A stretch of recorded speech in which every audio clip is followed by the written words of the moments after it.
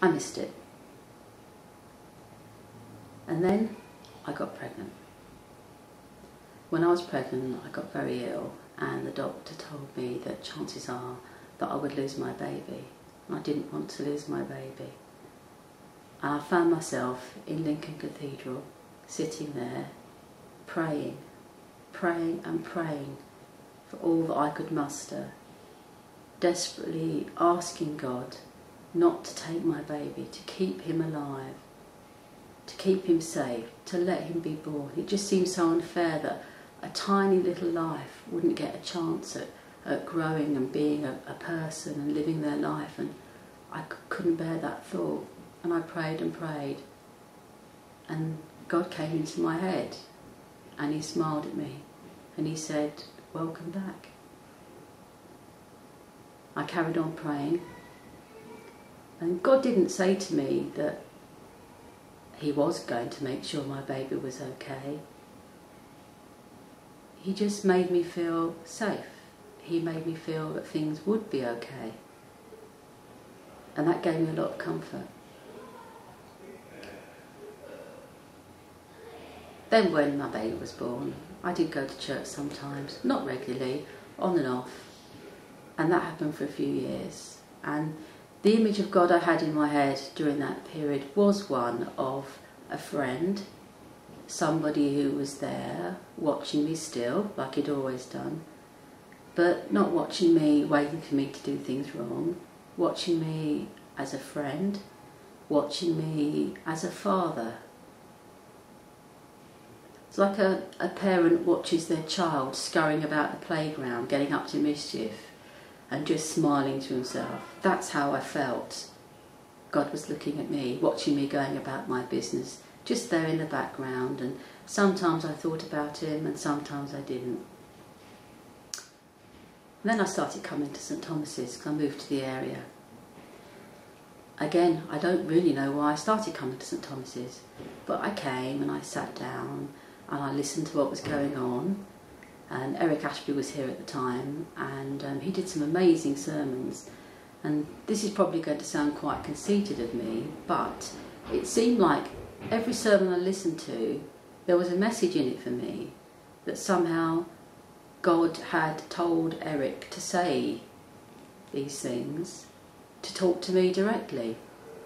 And I listened, and it made sense. And I began to feel closer with God. I began to come more often to church. The more I came, the more I listened, the more I joined in, and the more I thought about God and prayed, then the closer I became. But God was still somebody who was watching me, not actually there with me or there inside me, but somebody around me that was watching me and smiling at me and being friendly with me, but not right there. And then last year, I had a really, really bad year. So many terrible things were happening, really quite life-changing things, traumatic things that were very hard to deal with. Didn't tell anybody in church because I'm a very private person, despite the fact I'm doing this recording now. Just dealt with it amongst me and my little family, but it was really hard. And then Father Neil came to the church, and one of his first sermons that he did was one where he had a role play, and in the role play we had to imagine that we were in a street in Jericho by the side of the road, and in the distance we could see Jesus coming along with a crowd of people and all his disciples. And then as Jesus approached to where we were, he stopped. The crowd was still there, the disciples were there, and nobody noticed me. And then we were to get up and walk towards Jesus. And Neil asked to say, what would we say to him? And what would he say to us? Well, in my head, I closed my eyes and I was actually in that street.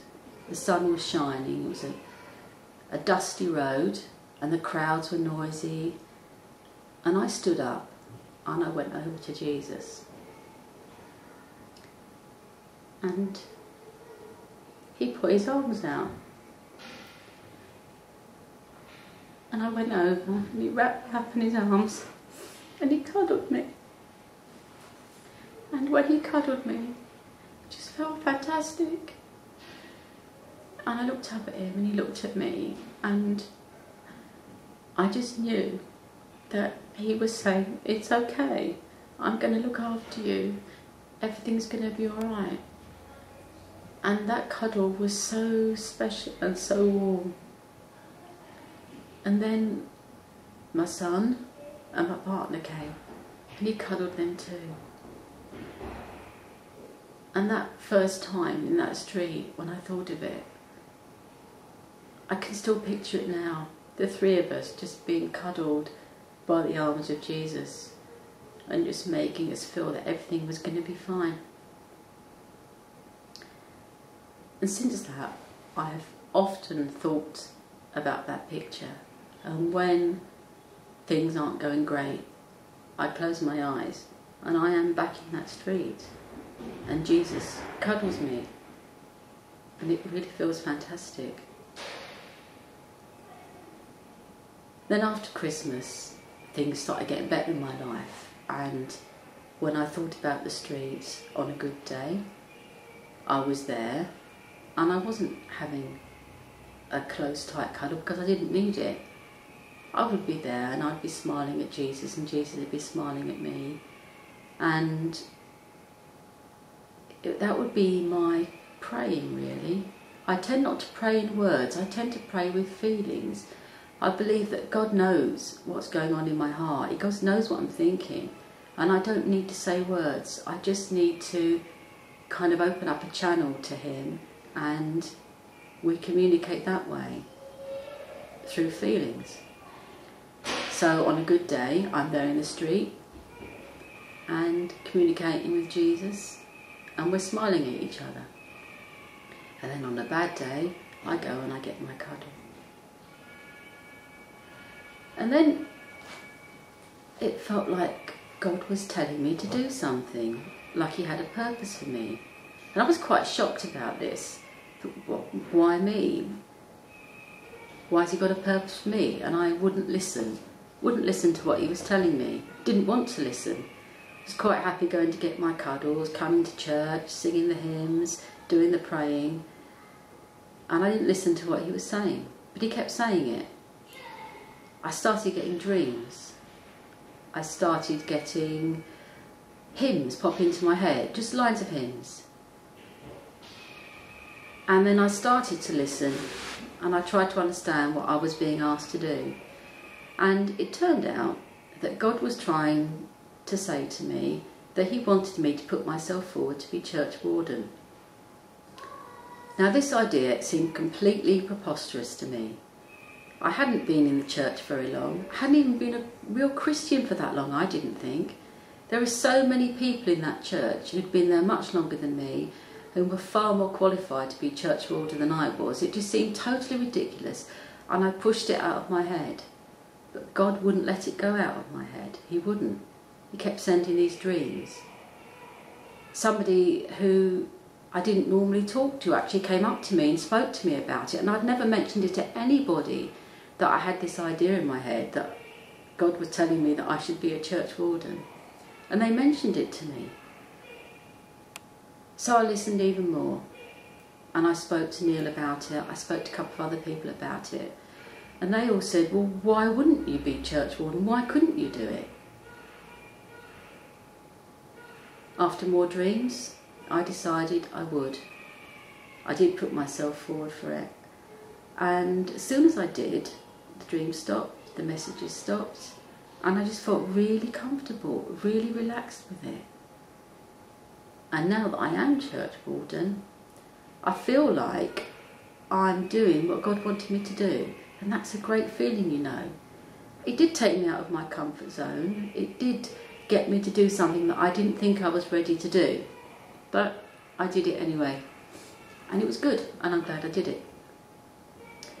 And after I started to do it, one day I closed my eyes and I went back to that street in Damascus, and there I was, And Jesus held out his hand, and I took his hand, and I started to dance.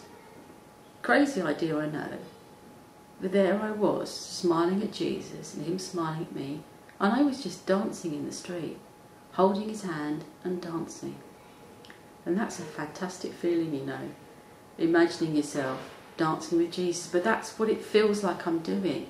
It feels like he's there. He's there for me, and I'm there doing what he wants me to do. And we dance. We do. We dance. And if I'm having a bad day, I can still go and get a cuddle. But most days I'm dancing. And I don't know where I'm going to end up with all this. I don't. Perhaps one day I'll be able to dance and not hold his hand. Perhaps one day I'll be doing something completely different. But I'm looking forward to it. I don't know what it is. And that's what God does for me. That's the difference he makes in my life. And I know that he can make a difference for everybody else too. If anybody wants him in their lives, he will come. And nobody else's experience is going to be like mine. We're all different, and God loves us for who we are and how we are, and he accepts us, and he knows us, and he can see into our hearts, and he will fit in with however we are. But all we've got to do is we've got to ask him to be there. And if we ask him to be there, he will make a difference. He will. And if you want him to be there, he will make a difference for you. All you've got to do is close your eyes and ask him, and he'll come. He will.